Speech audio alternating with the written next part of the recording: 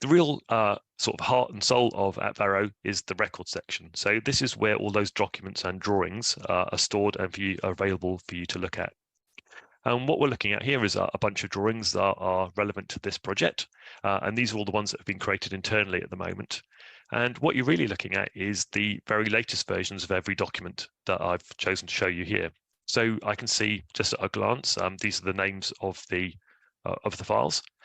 These are the revisions, and this is the type of the document, and this is the status that it's at. So at a very easy glance, I can look through and see quite a good overview of what my project's looking like. If I actually go and choose an individual drawing or document in the system, then I get to see the complete history of that drawing or document. So you can see down here, we've got a whole load of revisions that we've gone through.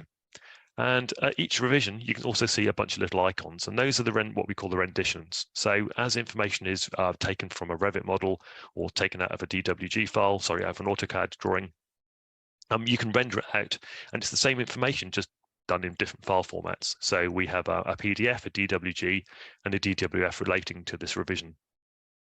If I click the little eye symbol here, then that brings up a whole load more information about that particular revision. So I can see the metadata, I can see who uploaded it into the system, this size and scale of it, a description, what status it's currently at, and if it's been transmitted out of the system or not.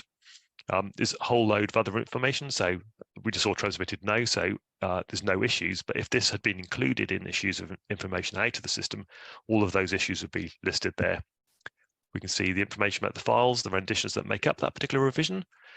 And then we can also see the reviewers. So there's quite a nice workflow built into Atvero. And I can see that Eden's the person who approved this document once it is uploaded into the system.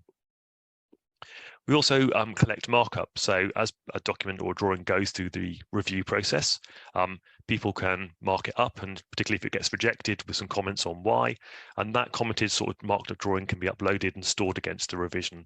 So the idea really is, as you go through the history of that drawing, you can see every stage that it's gone through, and gathering with each revision, we have all the renditions that make it up and all the metadata and all the markup that relates to that particular drawing.